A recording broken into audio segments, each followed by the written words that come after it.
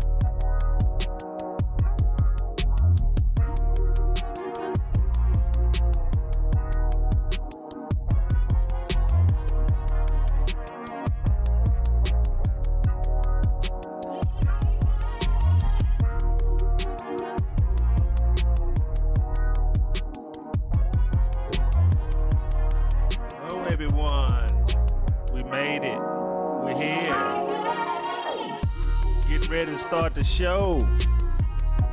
I know you guys are excited. Got a jam-packed show for you. Dr. James McConnell's, the Small Business Network. We got some awesome people on here today. Getting ready to tell you what's going on. Let's start right now. Welcome to the Small Business Network Show. Welcome to Dr. James Small Business Show. Yeah, yeah, yeah,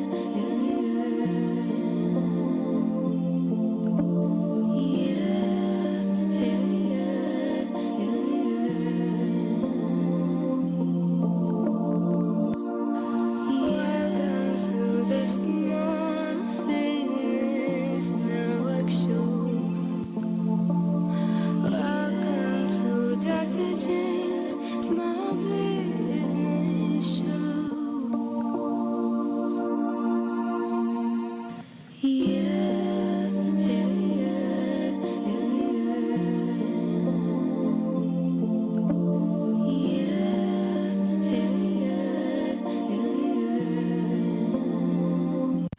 Welcome to the Small Business Network Show.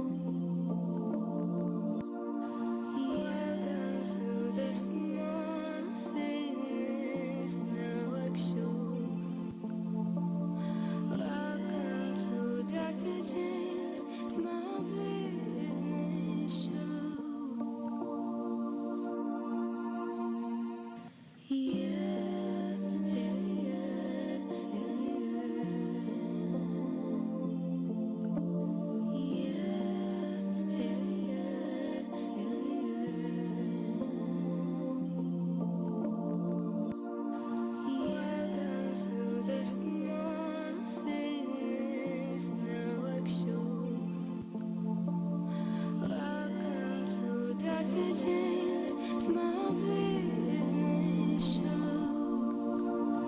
Yeah. All right. We're here. We made it. God's green earth. Saturday, sunny. Dr. James McConnell's The Small Business Network. We're here with co-host Mr. Spencer Bell. How you doing, Mr. Spencer? We don't go way back. Doing wonderful. Maybe we Can you hear me? would be friends if we did. Yes, I can hear you. Can you hear me? All right. How's your day going? Going great. Going great. Well, you can't do anything better than great. Fabulous. We have our inventor expert, Miss Glennis. How you doing, Miss Glennis? I'm great. Let's get this party started. That's what I'm talking about. I said, I love how you said that. Let's get this party started. I love it. We have our Mary Kay expert, Miss Annalisa Mitchell. How you doing, Miss Annalisa? I'm doing well. Awesome. Can you guys hear me pretty clearly? I can. Yes. That's what I'm talking about. I love it. Miss Elena Curry will be on momentarily. So while we're doing that, how's y'all day going so far? Is it sunny out there, Mr. Spencer? I know in California it stays sunny, right? Oh yeah, it gets sunny, then it gets gloomy. Just like that song says, it never rains in Southern California. But 2020. Sometimes it lies, but today it's nice and sunny. I got you, Miss Glennis. Now, where are you at again, Miss Glennis? I'm in Sin City now. How can you forget that? Las Vegas. That's right. So you're right next to California, right? Yes. I'm in the desert, though. It's hot here. It's nice. Nice weather right now. We've had some nice and hot. breezy weather, but it's nice. Have you had any? Have you had any sand dunes yet? Oh, no. No. I don't go out to that part of the desert. I love it. Okay. Well, let's get into focus, Miss Glennis. What will help you focus better? What helps me focus better is thinking about the long-term effects of what I'm doing, when I'm doing, and how I'm doing. And, leaving behind just some of the bad things and just focus on what I'm doing. Nice. Just focus on what I'm doing at the time, what it's going to do. And family actually helps me focus also. Thinking of what I'm doing is going to leave something for them. So that's another big focus for me when it comes to my family. That's what I'm talking about. So what gets you into work hard mode? Yeah.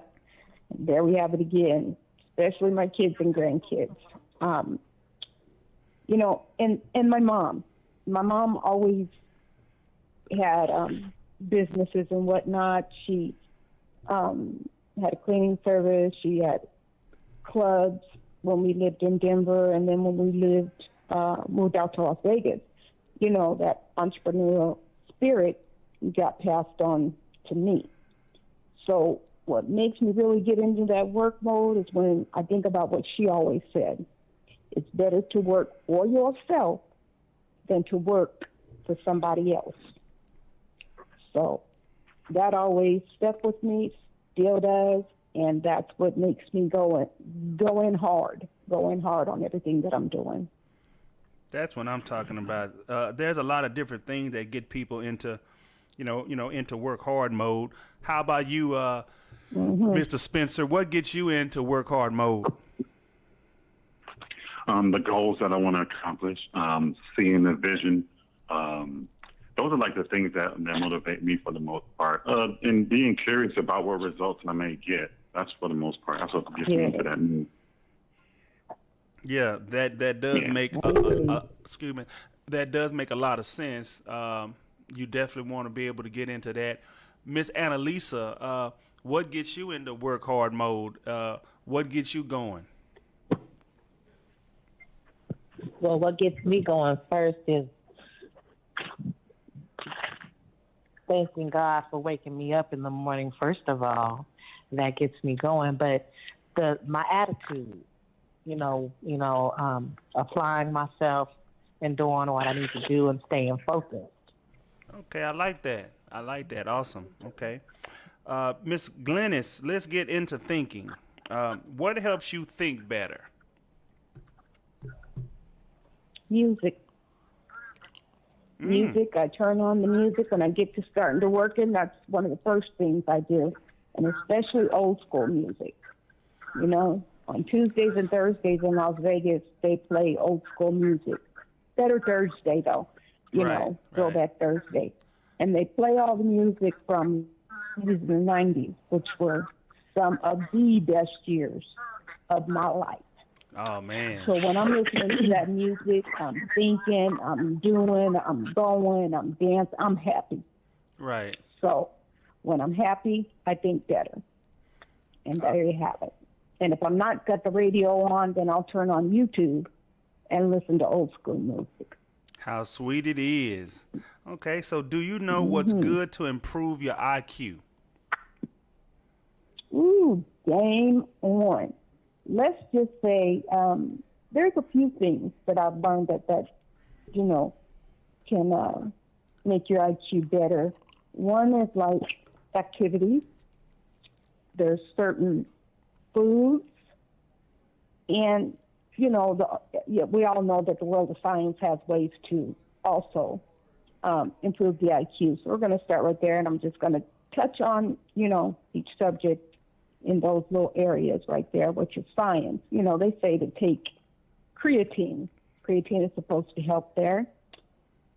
Meditating, getting enough sleep.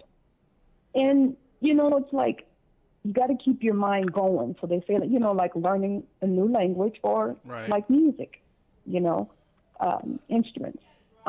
Foods. Foods is important, as far as getting your IQ going up. And one main one is like salmon, lots of colorful fruits and vegetables, things like that. Seafood, other seafoods as well, but salmon is a good one. Chocolate, vitamin C rich foods, leafy greens, things like that. And actually coffee and tea. Green tea is good. Okay. But coffee is like a stimulator. And I think turmeric, I don't know what that has to do with it, but I believe that's another thing that goes into the foods area. Mm-hmm. And just quickly activities. Frequent reading, continuing your education, believe it or not, relationship skills, new languages. Again, as I say, these are like activities, and it helps with the memory activities, and musical instruments are also in the activities. Right. Meditating, like I say, is another one. So those few things I touched on actually help improve your IQ. Okay. I love it. I mean, listen to those hot grits. I love it. So, so me personally, what helps me think better, because I think all the time. I think as much as I can. I think all the way up to going to sleep as soon as I wake up. What helps me think better? Sometimes I'll spend 10 minutes sitting quietly, trying to not think of anything for 10 minutes. And so when you do that, you just take in what's going on. And, of course, your mind is going to wander some, but it slows you down a little bit and allows you to focus better. So that's one of the things I do. As far as to improve your IQ, I do give a lot of tasks out there to improve that. To do that, you should work every sense of your mind. You know what I'm saying? Like you should work all the senses in your mind, as far as your listening skills, your seeing skills, your tasting, your feeling, all those things that pretty much raise your IQ that people don't even think about. So, that makes a whole lot of sense. So I appreciate those, answers. Let's go into seriousness. How do you block out all distraction to move forward? I wouldn't say that I can block it all out.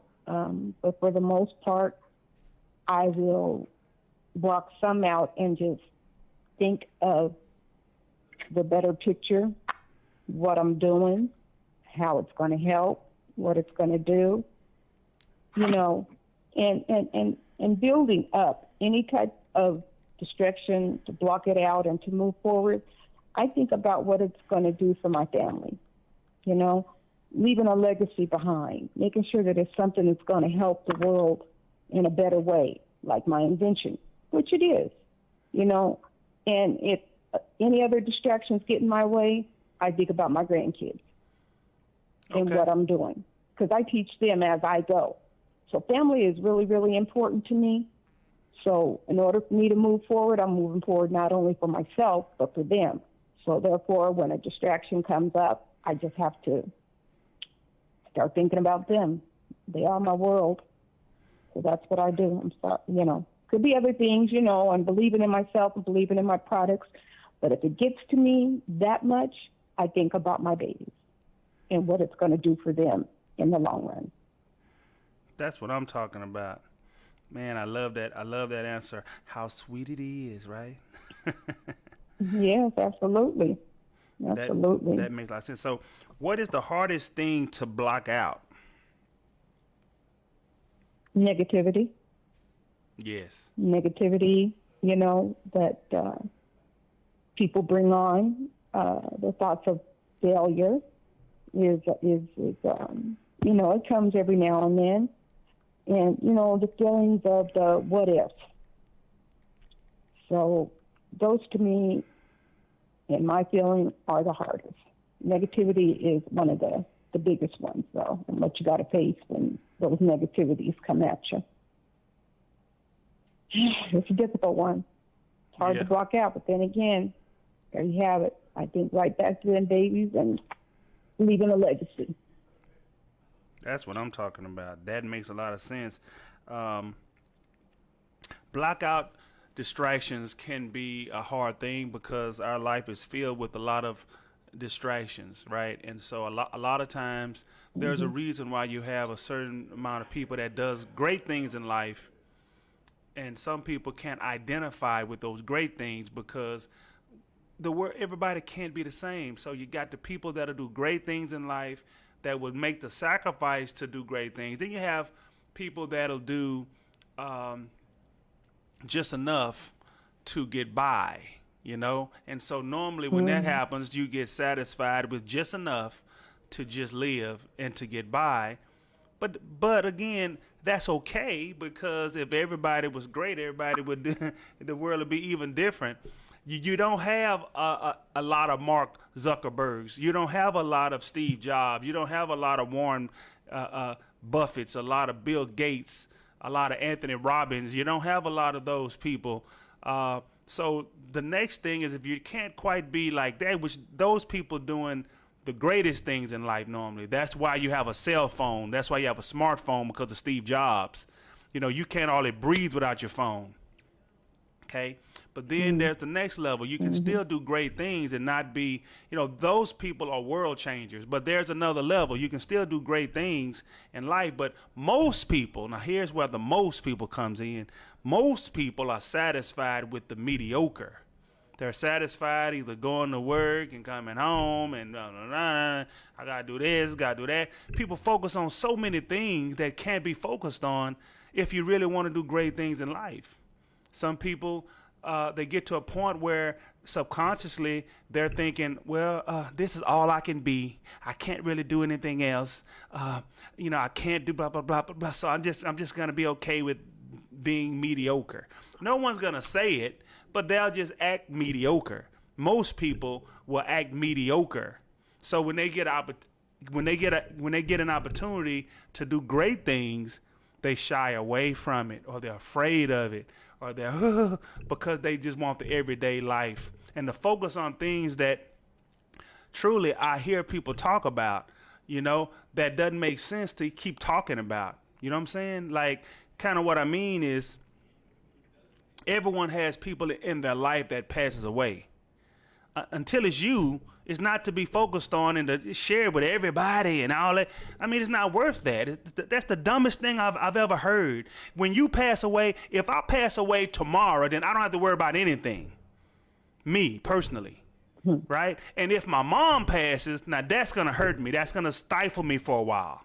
right? If my mom, the closest people to you, your mom, your sister, your brother, you know, the closest, you know, your auntie, the closest people to you, you know, maybe your first cousins, you know, if you lived with them or if you grew up with them, you know, but then people get into other stuff. I see on Facebook all the time, my third cousin, my sister auntie, and my god, all that kind of stuff, and always posting somebody past, you know, focused on the wrong things, focused on, oh, who passed yesterday and all that stuff. And I'm talking about everyone does this. Everyone does this, right? And so, an example, a year and a half ago, my first cousin passed away, and I grew up with him. When I got the news when I was driving, I had to pull over. Like, I immediately started crying because my mom called me. She was crying. Mama, what's wrong? And she said what happened was an abrupt thing. He had an aneurysm. He abruptly just died. And when she told me this, I just started crying, and people, what's the matter? And I had to pull over, and it was painful, right? During that time, to be honest, only the people I was talking to every day knew, but I never posted it, and I never, you know, I just didn't do it, right? I just dealt with it, and then I kept going because that's just how I go. And where I learned that from, actually, his dad is my uncle. Obviously, his mom is my mom's sister, right? So I remember when my grandfather passed, and I was 18, 19, 20, something like that. And I remember it happened on Saturday morning, and we were just heartbroken. And I remember my cousin, he was sitting there with me. He was crying hard.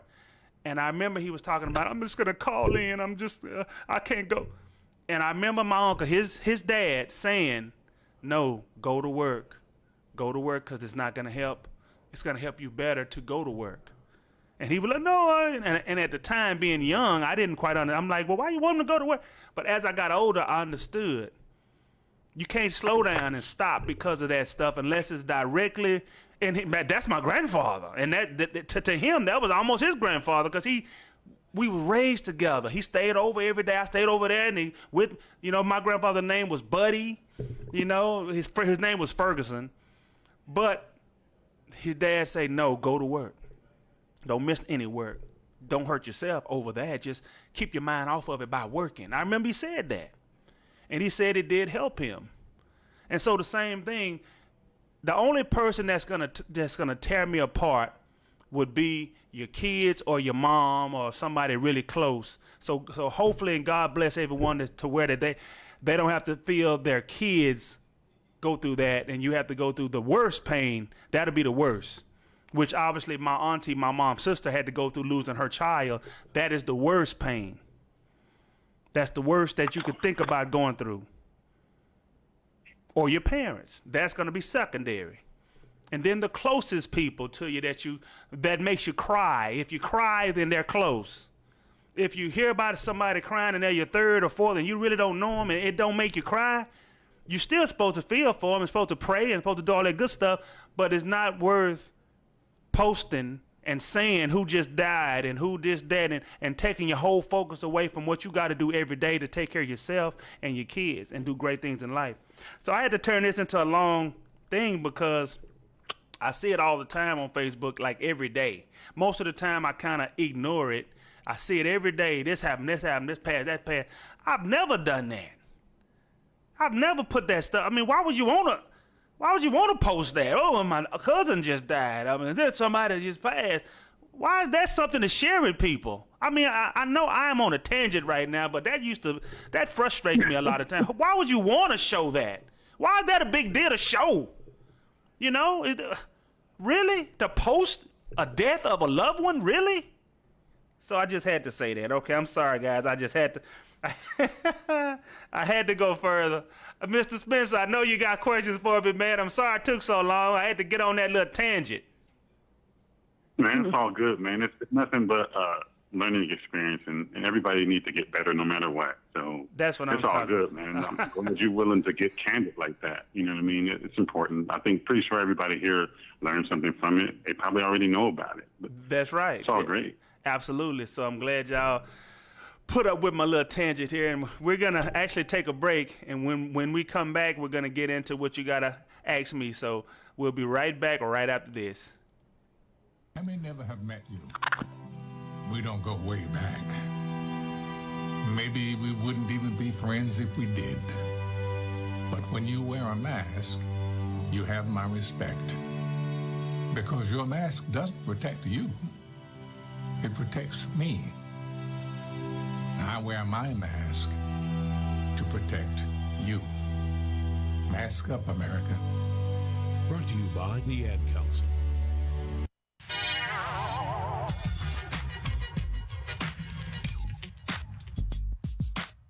Hello, everyone. I am Dr. James, host of Dr. James McConnell's The Small Business Network, broadcasting live each week on Saturday at 1 p.m. from Fishbowl Radio Network Studios at Globe Life Park in Arlington, Texas. Log on to hear us talk about and feature small businesses and the life of a small business, the struggles, the triumphs, the daily operation, the grind of starting and running a small business. So be sure to log on each week on Saturday at 1 p.m. to catch Dr. James McConnell's The Small Business Network. Let's jump in. Hello, everyone. Nice to see you. I am Dr. James, founder and CEO of MBC Global Enterprises. This is Dr. James's Tips episode, number 4. We want to talk about the brand called you. We want to talk about customer service. So for one, customer service never ends. If you're a business and in business, customer service never ends. 2, improving never stops. Okay, so when I say the brand called you, that is a book actually called A Brand Called You. You want to focus on branding yourself, branding you and your business, and obviously customer service means a whole lot, right? So improving never stops. Surprising your customers with random acts of kindness is very important. Again, surprising your customers with random acts of kindness never stops. You should always do it. If you don't, do it. Why? Because your customer is the main reason why you're in business. Don't not think about them. Think about just what you can sell to them or do for them and never not help them. That's very important. You want to always bring unmatched customer experience to your customer. Again, bring unmatched customer experience to your customer. You do that, you become special. And you want to be special, right? That love you give to your customers will bring ultimate success if you show them love, utmost love, with every aspect of what they're doing for you, which is spending money with your customer. Almost called having a love affair with your customers, so to speak. Having a love affair just meaning focusing on them, giving them all the things they need to succeed in whatever business you're using for them or service item that you're selling them. Be serious about that. Every client you meet, you act like they are the most important customer on the planet. Again, every customer you meet, you want to act like they are the most important customer you've ever met in your life. So just take these tips and use them, and I promise you, you'll get more customers and you'll retain more great clients.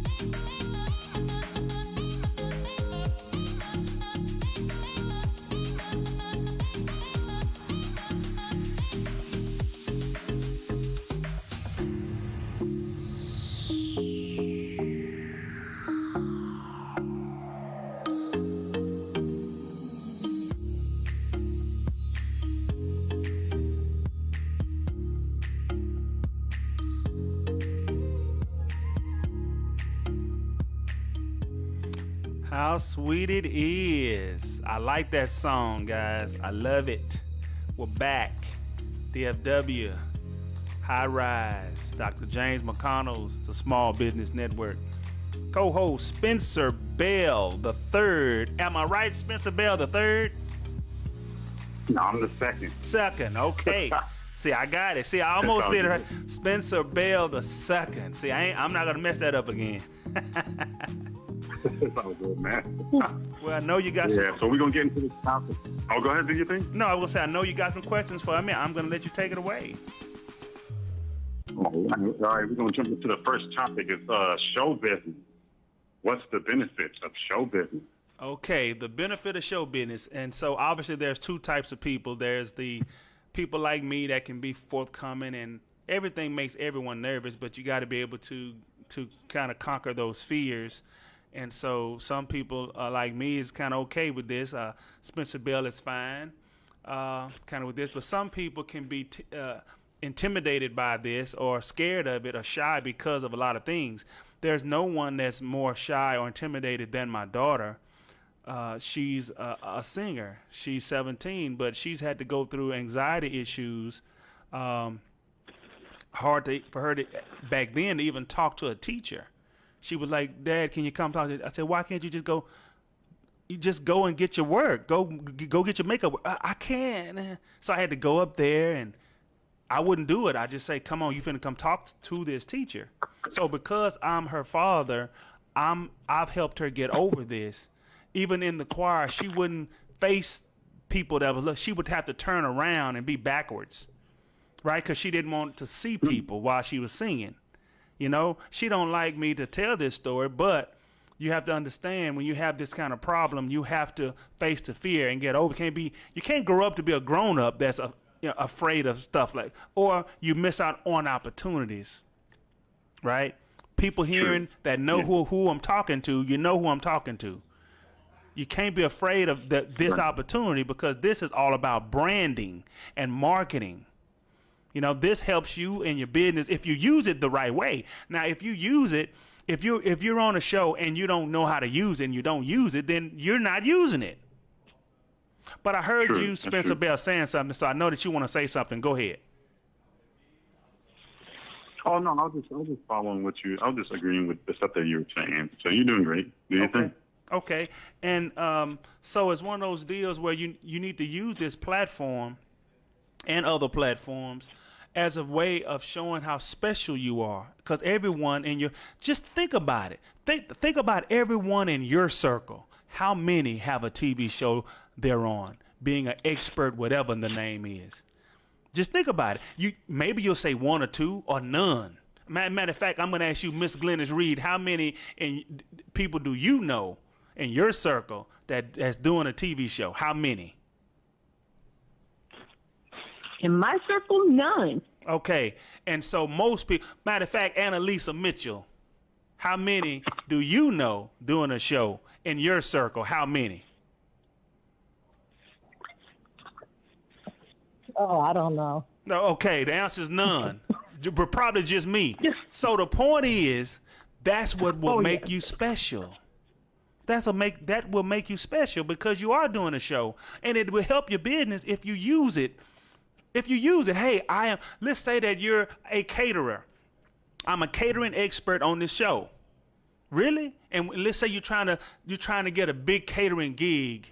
Let's say it's going to pay you $1,000, right? And you want to get this gig. The best thing to do is say, hey, I like to be able to blah, blah, blah, blah, blah. They're going to know why use you. Why not use somebody else? Why not use Subway?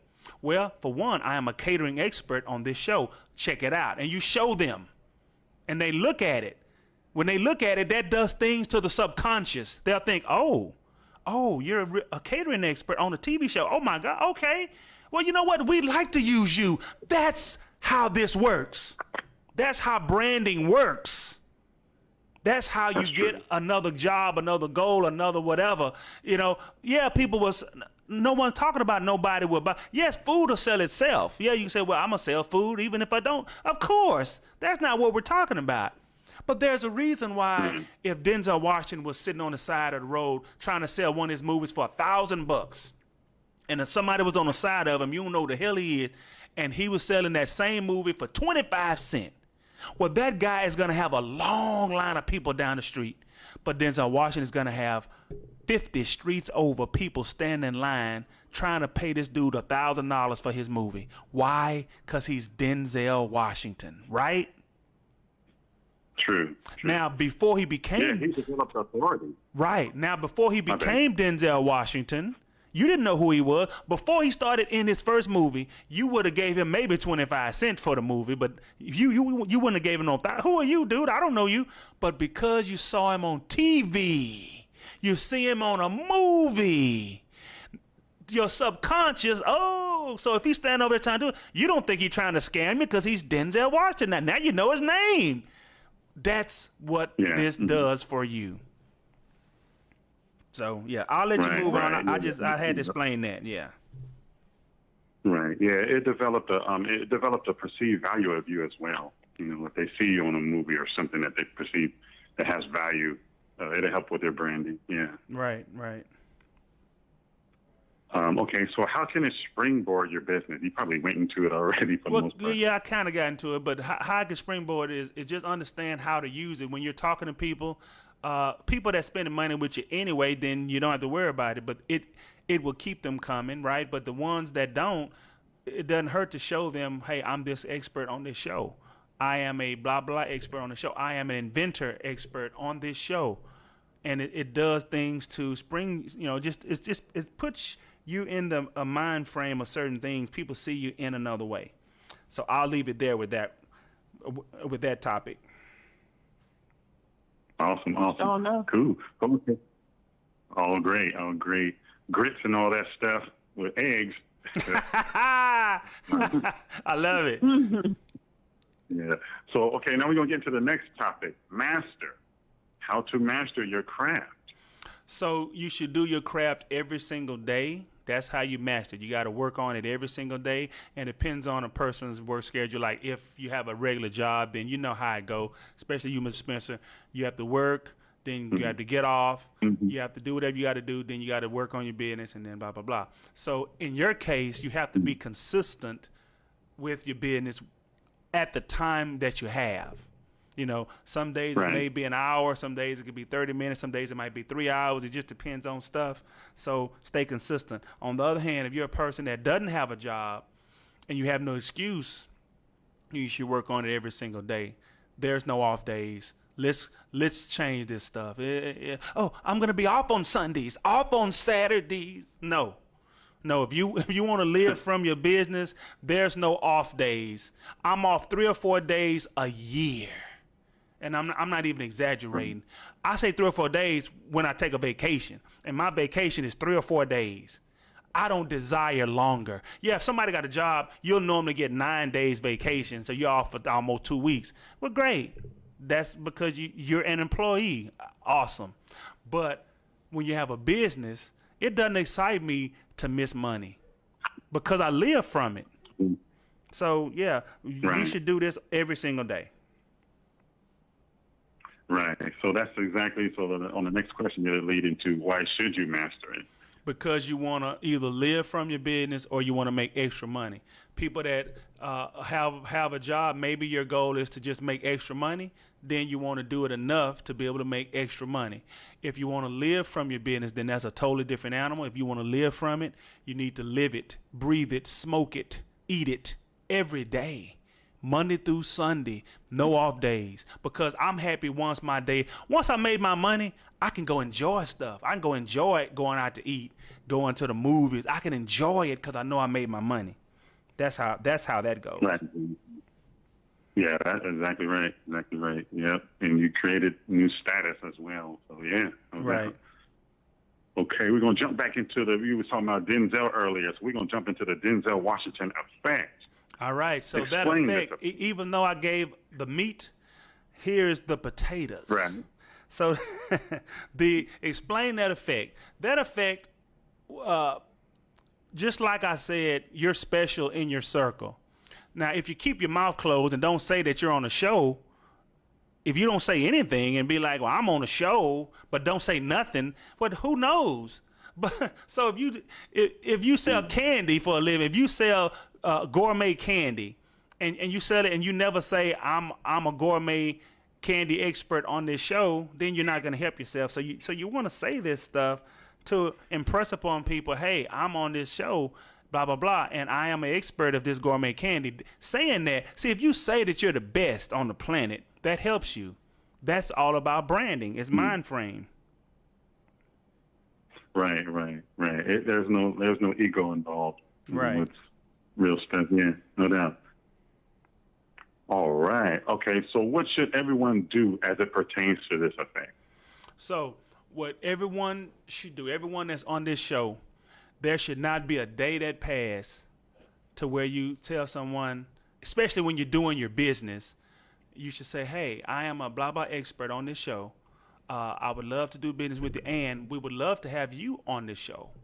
Because keep in mind, guys, you know it costs to be here. I got to pay too. I'm not exempt. So the key here is that when someone pays because you brought them, you make money from it, right? And then if you get enough on, it covers everything you pay, and then you start making money. That's how TV works. That's how it works. So use this effect to not only grow yourself, but make residual income. And try to stay focused. So yeah, I had to do that. Had to go on that too, because that's near and dear to my heart. So obviously, we're gonna get ready to get into Annalisa Mitchell, our Mary Kay expert, but we're gonna talk to her right after this break.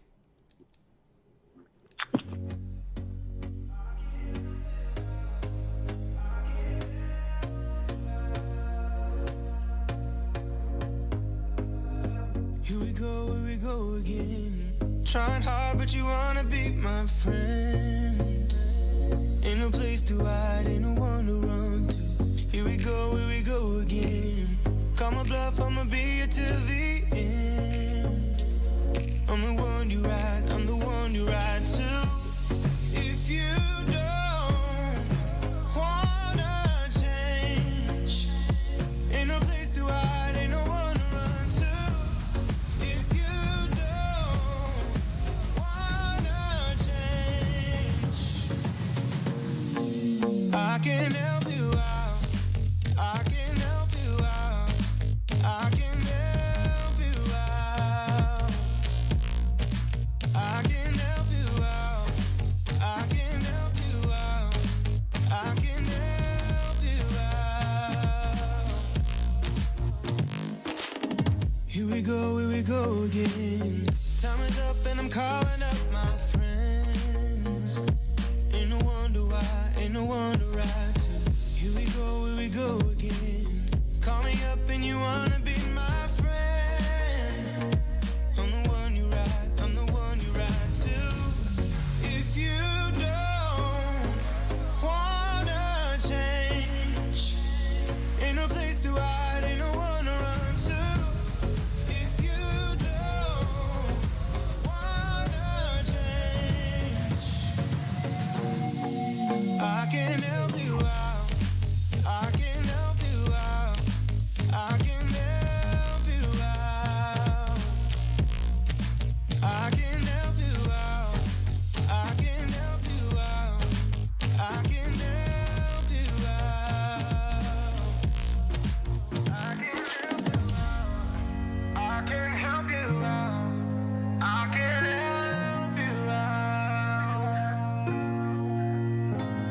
Look. If you don't wanna change, ain't no place to hide, ain't no one to run to. If you don't wanna change, I can help you out. I can help you out. I can help you out. I can help you out. I can help you out. I can change. Ain't no place to hide, ain't no one to run to. If you don't wanna change, I can help you out. I can help you out. I can help you out.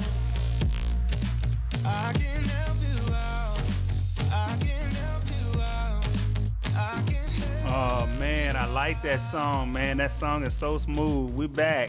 Dr. James McConnell's The Small Business Network. Miss Annalisa Mitchell, our Mary Kay expert. Let's get into Mary Kay. How do you contact existing... Hey. That's what I'm talking about. How do you contact existing customers?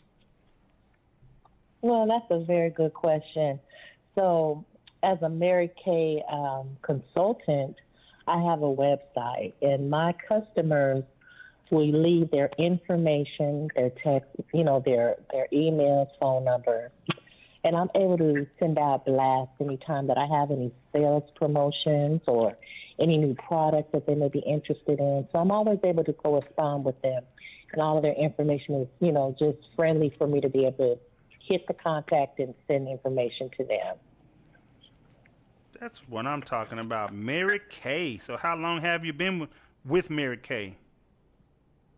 So I have been with Mary Kay a little over a year. Matter of fact, a year this month, actually. Not a little over, but a year this month. That's what I'm talking about, and I'm assuming that you're happy. I'm very happy. So how do you get new customers? Well, the way that I'm able to get new customers is word of mouth.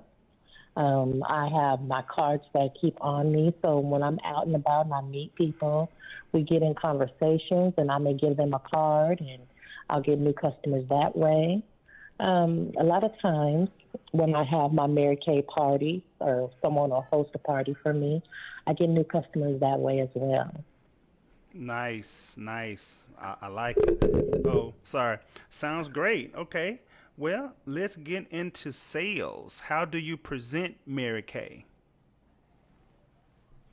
So, due to COVID, the way that I would have present Mary Kay is I'm able to have Zoom parties where I can have people come on the Zoom, and we'll have like Mary Kay presentations where we'll show them the Mary Kay product, skincare, show them how it works. We answer any questions that they may have. And we also do marketing where a lot of times people may not just want to be a customer. They may be interested in Mary Kay as a business as well. And so we also talk about the freedom that Mary Kay gives our customers, that if they're interested in becoming consultants. So we present it in two different ways, in sales and showing the skincare and also the business opportunity of Mary Kay. Awesome.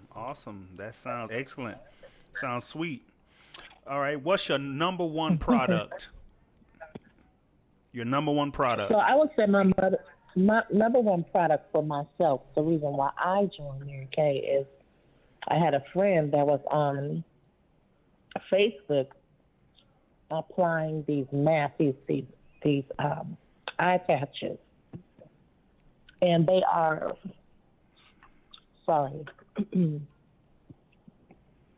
they are hydrogel eye patches. You put them on your eyes. That's my favorite. So that's my favorite product. Okay, let's get into managing. How many customers do you think you get per month? So on a minimum, I'll get 5 customers. Okay, how about a maximum? What's the maximum? So the maximum customers that I've probably got in a month, probably about 10 or 12 customers in a month. Okay, and how do you manage the sales? Okay, that's a great question. So how I would manage my sales is, again, with my website. I have my product on the website, and my customers can actually purchase on the website. And Mary Kay keeps a back door, a back office of all of my sales. But what I usually do is I purchase the inventory wholesale. So I know what I have, so I sell it to my customers that way. So I know how much I've sold myself. Nice. Okay, well, that's awesome. Annalisa, great job. Let's move into Spencer Bell the second. See, I said it right this time, right, buddy? Oh, no doubt, no doubt. Okay, well let's get into Spencer Bear. What would you tell us about yourself? Let's see, need probably 40-something years, I guess. But anyway, no, I'm a super duper sports buff. I used to play sports. I was a wide receiver. I wanted to play professionally, but I had a retina detachment, so that took me out of that. I like working out. I like staying in shape. I love learning things. I love things that help my brain get stimulated. For the most part, it's just countless things. I like learning new stuff. I like growing. I don't like to be stagnant. I like helping people if I could. And I like sharing, and I don't have a problem with any of those things. What are you trying to do in the future? I'm trying to develop growth and develop more happiness, understanding how crazy the world could be, and being able to expand my brain, expand people around me as well. Okay, let's talk about choice. What would you choose to be rich or comfortable? Well, I would rather be rich than comfortable because I think the comfort will automatically come in. As far as will make you be uncomfortable, I think if everybody know that you are rich, because people could maybe play guilt trips or whatever the case may be. It's almost like the question of loyalty or respect. I'd rather have loyalty because the respect will come because you're loyal to me. So I just look at it like, okay, I'd rather be rich, and then the comfort would come, and then I'd be able to enjoy life and be able to help, of course. I'm glad you answered that way, so I don't have to say anything more. That was a great answer. How will you reach this? By staying consistent, ignoring whatever fears I might have, understanding the goal is more important than any fear I might have or anything I can conjure up, and also maintaining focus and making sure that I'm going to make mistakes, and accepting all that up front and embracing the fact that you're going to make mistakes and you're going to learn from it. Everything is a lesson as far as I'm concerned, and that would help me reach it. Let's get into, and of course, Lord willing, of course. Right. Let's get into drugs. What kind of drugs do you put into your body? I don't put any drugs into my body unless it's within food or something like that. I've always been a drug-free type of person. I don't put any drugs in my body. I don't even really take Tylenol or aspirin, any of those things. Okay. So no drugs. What natural remedies do you use? As far as natural remedies, my dad is an expert on making home remedies. But for the most part, I take turmeric every day. I take vitamin D3. I take vitamin C.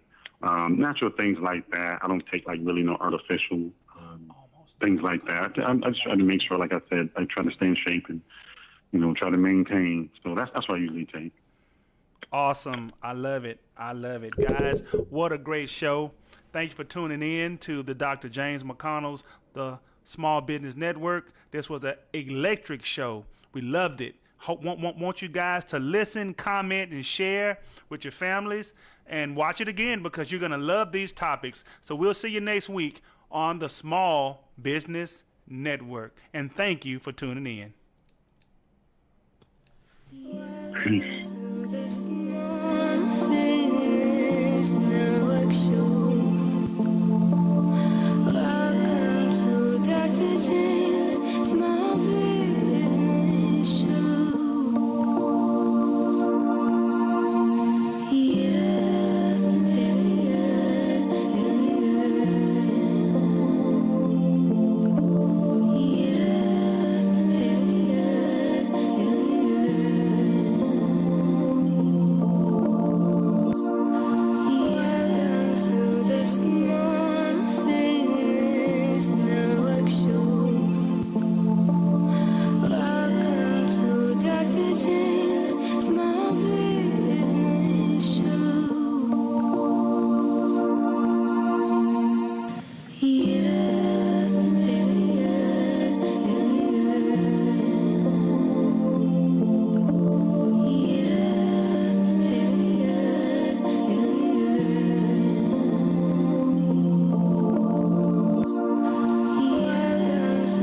Small